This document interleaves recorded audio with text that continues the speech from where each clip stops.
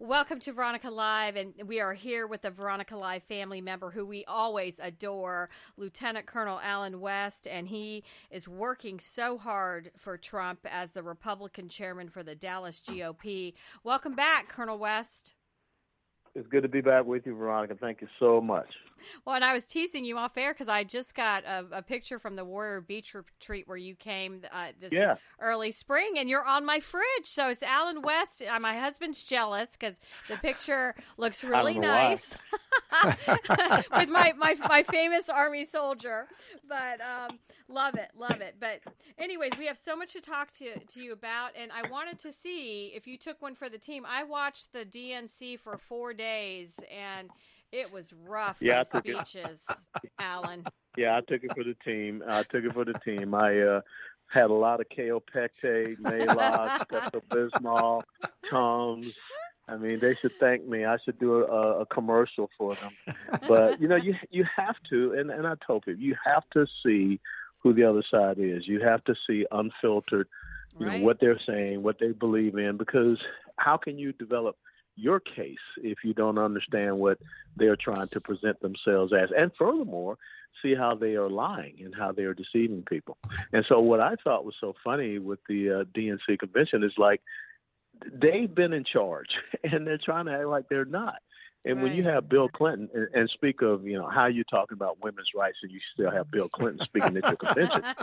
But Bill Clinton stands up there and starts talking about how the economy is bad. Well, hello, McFly. I hate to tell you, you guys are in charge of the economy and everything. So I think it was very important for people to see and understand who they are and what they're doing, what they stand for.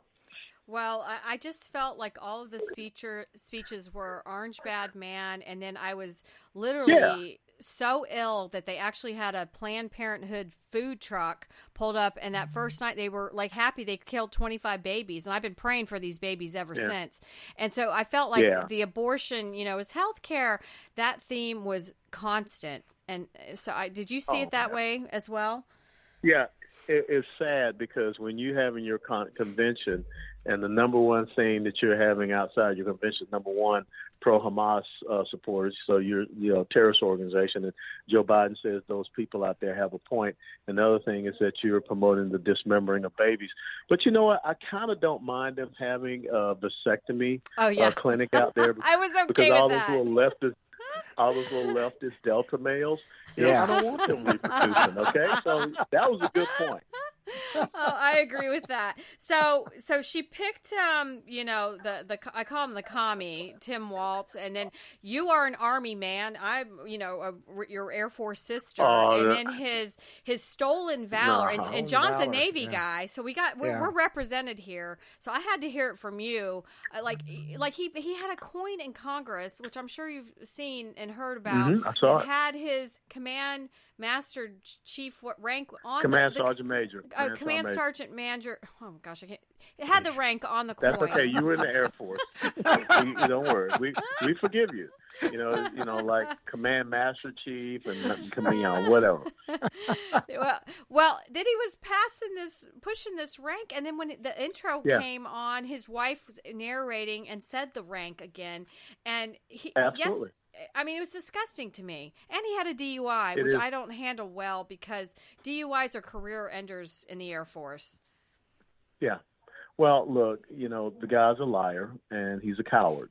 What senior enlisted man for a unit, a battalion, a squadron, or what have you, would just say, the call has come for us to go and serve and potentially make the ultimate sacrifice. But, hey, guys, I don't think I want to hang out with you, so I'm going to let you go. And this whole thing about he had to take this administrative action because he wanted to run for office, he's in the reserve component. There's a waiver for people that are in the reserve component. You have people right now that are serving in the United States House that are still in the reserve component of the military, and they're members of Congress. So he could have done both. So he's just a coward. He lied about it, and he got caught up. But the real question is, what does this say about Kamala Harris? What does this say about her vetting process? What does it say about how she sees herself as commander-in-chief? Is she wants to have someone that's second in line to be commander-in-chief that abandoned his unit when they got the call to combat? Well, I'm petrified of him because he really does seem like a communist. What he did, during COVID, shooting paintballs at his people, the transgender mutilation that he's allowing children under 18, his love of China, and there's been big names that have come out and think that he's a Manchurian candidate, Colonel West. So how do you see it? Well, I do. I mean, how many trips has this guy made to China? I mean, 90 plus, taking students over there for, indoctrination trips, handing out, Chairman Mao's Little Red Book and all of these things. So, no, he's a puppet. And you forgot one thing about Tim Walz. In the state of Minnesota, you can dismember a baby up until the time of birth and even after birth. So he is a proponent of infanticide. And so that's not the type of person that we should have, from a moral standpoint and also from a policy standpoint leading this country. Right. Well, they talk about, vetting processes. I think he's actually, they vetted him and he's a perfect candidate to match with her, No, you're right. He is a far left socialist Marxist. And I would have been very concerned if they had chosen Governor Shapiro out of Pennsylvania. But we all know why the far left, which owns the Democrat Party, did not want him. Number one, he's Jewish. Number two, he's pro-Israel. And so that would not have played well. And I don't understand why he would accept a speaking assignment there at their convention, other than the fact that he was probably threatened and told to do so that they could, cover up the fact that he was looked over. So you're right. When you look at this ticket of Kamala Harris and Tim Walz, this is like the Walter Mondale tickets, the Michael Dukakis tickets, the George McGovern tickets, the Hubert Humphrey tickets, all of these far left type of tickets that the American people soundly rejected. And I think in the end, they will do the exact same. And I know folks are going to say, well, that's not what the poll shows. Donald Trump has always underperformed in the polls. 4 years ago, Joe Biden was ahead of him by 8 points.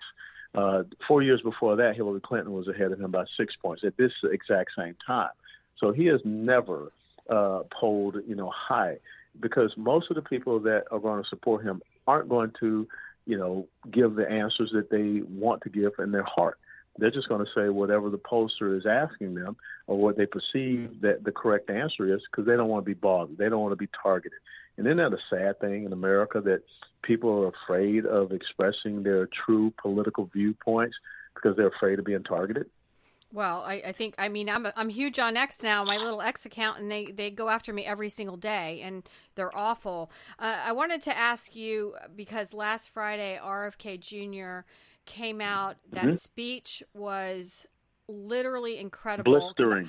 I kept praying. I wanted him to do it on Thursday night before she spoke, and then I was like, oh my gosh, this is even better.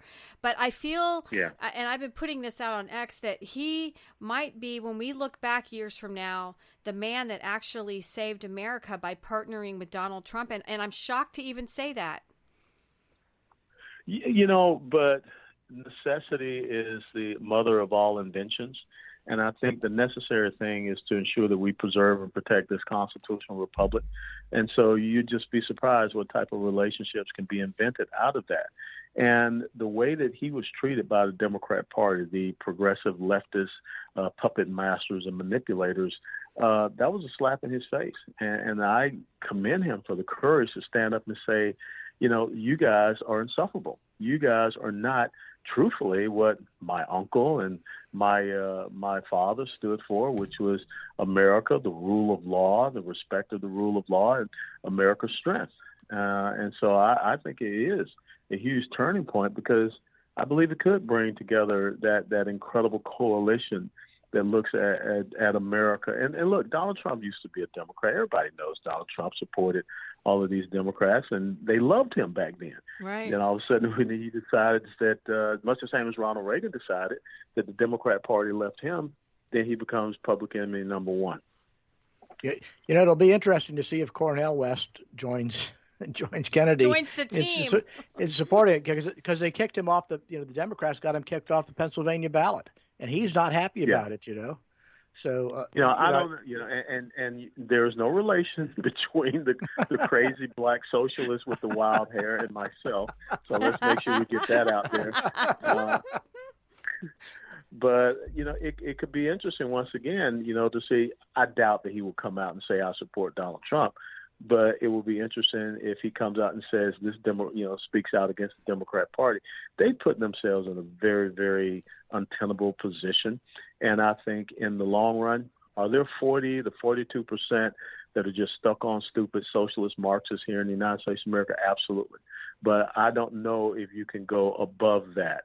When you look at this ticket and what they stand for. And hey, who would have ever thought? Now Kamala Harris is all for a border wall. When she talked about, that was one of my questions to you, Alan. Oh my gosh! I mean, it's just incredible. I mean, I want to, no longer tax tips and all of these other things. So this woman, she's a chameleon. She is going to say whatever it takes. And who has ever heard of asking to have notes at a debate? I mean, that's just incredulous. I mean, I thought that a debate meant that you stood there and you debated the issues off of extemporaneous thought and you rehearsed and prepared. But and now she's going to have a sit-down interview. Can't do it by herself. She has to have Tim Walsh at the interview. So she's always looking for a crutch. And I think that you're going to start to see her tanking in the polls. I wrote a piece a couple of weeks ago called, Kamala Harris is the new Jolt Cola. And I think a lot of us old heads remember Jolt Cola and how you got that immediate, caffeine burst and energy burst. But then on the backside, you crashed hard. And so I think that's what you're going to see happening. So, Alan, I've got this theory that Kamala Harris is irrelevant to what's going on with the Democrats and the leftists and the machine operation. The fact is she's going to get 60 or 70 million votes at the end of the day. And it doesn't matter who she is. It doesn't matter who Tim Walsh is. You can interchange them. You can swap them. Mm-hmm. You could put an idiot up there, and they're still going to get 60 or 70 million votes. It is the machine, the Democrat machine, that actually runs things right now because, Biden's not running anything. Somebody or something is running the government on the Democrat side, and that seems to be it's a committee. What they're voting for. Barack Obama. Yeah, it's the Barack Obama, machine, that apparatus, and George Soros is a part of it, and what have you. But again, I would credit it and say, at the top part, maybe it's 45% of this country, but I really think it's more 40 to 42%. And the American people are just a little bit smarter than that. They have gone too far. They're way out over their skis, for people that know that metaphor. Yes. Yeah, yes. And they've exposed themselves. And I think, again, what you're talking about is an incredible turning point because joy does not help you fill up your gas tank. Joy does not help you put food on your table. Joy does not keep, the levels of crime that we see on our streets, bring it down. So, this whole hopey changey thing that Michelle Obama was trying to sell us again at their convention, it's just, you can't go there anymore. So looking at your X, you posted about your legislature. Somebody pushed forward eliminating the reporting of precinct results, and I was like, well, what does that mean? And I guess it continued. No precinct results equals no ability to audit. So what the heck's going on in Texas? Because I was like, oh my gosh. Yeah. Well, in Texas, we don't have precinct level voting. We have countywide voting. And that really does skew things because the auditability of an election is very hard. One of the things we got them to correct is that we've got to get back to sequential ballots and not these randomly numbered ballots, which, again, it makes it hard to audit. And I think this is all purposeful and intentional. So there are some, little mechanisms and systems that we're working to fix. I'm not talking about, algorithms and computers or whatever, but some very basic things that we need to get back to. The sad thing in Dallas County is that we don't have an elected Republican in leadership of Dallas County. So that's the real fight that we have. But, sometimes if you're the squeaky wheel, you can get some oil, and that's what we're going to continue to be. Well, and the other story coming out of Texas was that General Abbott helped lead the way to remove 1 million people off the voter rolls, but some people are squawking at that. So tell us about that, Alan. Well, I think the thing is with that 1.1 million, that really goes back to 2021. So you got to ask yourself, how current is this list of people that have been deleted. Because one of the things I have our precinct chairs here doing is looking for ghost voters.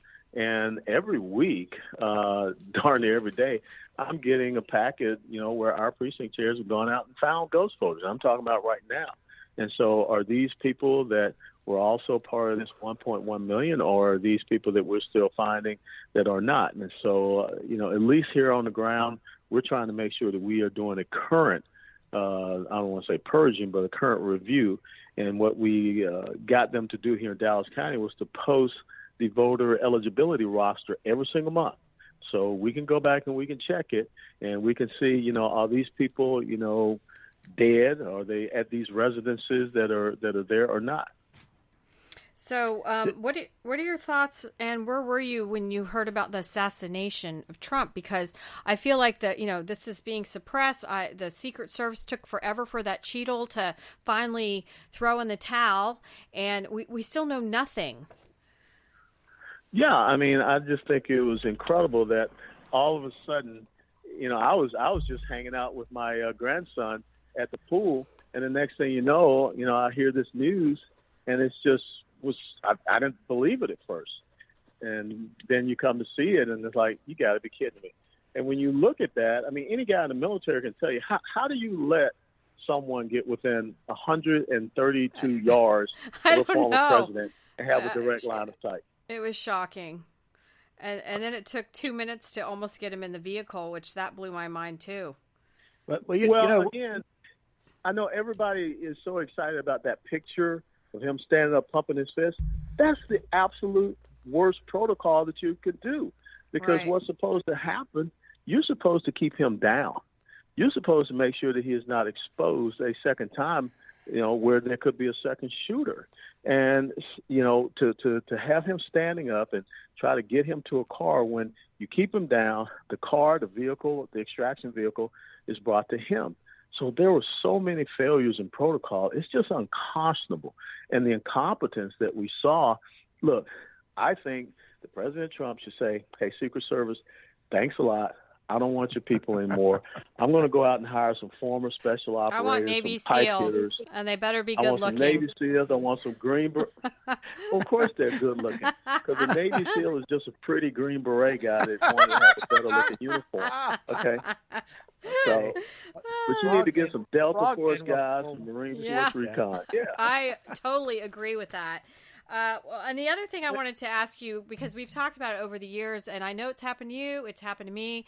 How many times Facebook, if I was doing something for Trump when I was the chair, and throughout the last years, like one of my Panhandle Loves Trump Facebook pages disappeared 6 months ago, and now Zuckerberg's singing like a canary that, he's so sorry, he's suppressed. And it happened to my stuff I did for my Catholic church. I mean, it's happened a lot, and now he's all of a sudden on our team almost here. So I wanted to hear your thoughts on that, on our team. Colonel West. He's I don't believe it. I don't. He's pretending. The guy's hedging. He's hedging his bets because he does not want what to come down on him when Donald Trump wins. But, again, what is going to happen, I mean, we all knew this was going on. We all knew that the Biden-Harris administration was doing that. And that just shows that they're enemies of freedom of speech, freedom of expression, unless it's the accepted speech of the left. They will allow you to have that. So I think it's very important that we start looking at, what are going to be the ramifications of the people that openly sought out the censoring of the American people. This is like East German Stasi police type of stuff. This is totalitarianism. This is tyrannical state type of things, and stuff you heard of from the Soviet Union or, those Soviet bloc countries.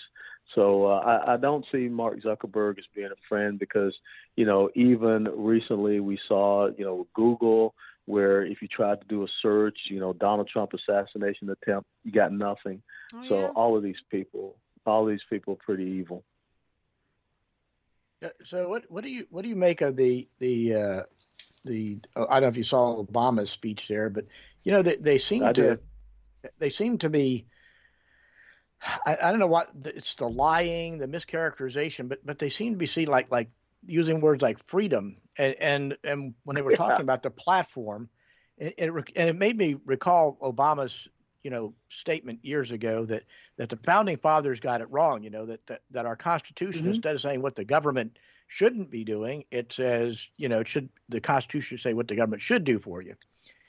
And they seem to have wrapped that word around freedom now, that the government doing things for you is now freedom under their definition. Well, if you go back and remember that Barack Obama in 2012, he said if you own a business, you didn't build that. So in other words, you are not recognized in his world as an individual. And that's really a Marxist thought. It's all about the collective. And so Abraham Lincoln had a great quote from April 18th, 1865, when he spoke at the Baltimore Sanitary Fair, where he talked about the definition of liberty, where for some people it means what a person can do with themselves and the product of their own labor, while the exact same word liberty means what other people can do with another person and the product of another person's labor. And so, Lincoln deduced that one thing is liberty, but the other thing, even though it's called the same word, is tyranny. It's a great quote, the liberty and tyranny quote. Mark Levin wrote an entire book about it. And so, no, Barack Obama does not, respect the states. He doesn't respect the individuals. He could care less about the 10th Amendment. He doesn't believe that the Constitution should be a restraining document on the federal government. He believes that the federal government is the end-all, be-all, which is exactly what our founding fathers revolted against and why we had the Declaration of Independence and why they constructed the Constitution to be as such. When I look at Article 2 of the Constitution, which, really does lay down the enumerated powers of the executive branch, I don't see where it says that the president can relieve college student loan debt. But yet, like you said, they believe that they have the liberty, they have the freedom to do whatever they want with us and the product of our labor, which comes back to what Karl Marx said, from each according to their ability, to each according to their need. Well, I always ask you, I feel like this election is the be-all, end-all, and now, you've got California wanting to give illegals, money for down payments. It sounds like they're going to try to slide millions of these people in as Americans. New York City has already spent $5 billion this past year. This next year, it's looking like $10 billion towards illegals. What are we going to do, and how do we win this? I'm petrified. I am praying like crazy, and I've kind of felt like the RFK Jr. was one of my answers to one of the prayers. So do we, is it looking good for us, Alan? I'm petrified. I think so. Look, don't be petrified. We are not called to have a spirit of fear. That if you believe in our Lord and Savior Jesus Christ, we're called to be strong and of good courage. That's what he told Joshua 3 times in chapter 1, verses 5 through 9.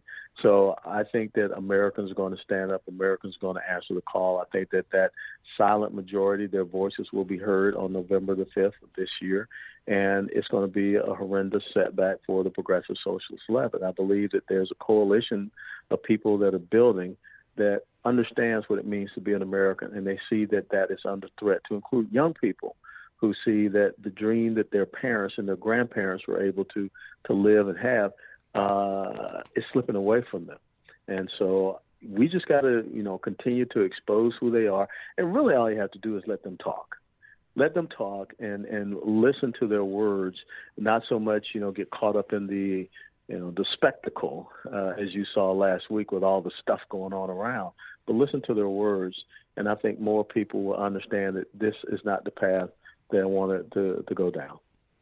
Outstanding. So are we missing anything? It's always a pleasure to have Colonel Alan West on Veronica Live. And I hope all is going well in Texas with, all of your races. We just had our primary here last week, and we're trying to get the good guys in and gals.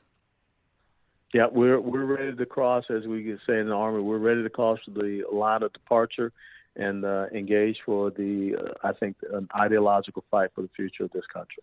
All right. Well, God bless you, Colonel Alan West, and we'll be calling you again. Thanks for joining Veronica Live. Blessings. All the best to everyone there in the Panhandle. Thanks, sir. Thanks.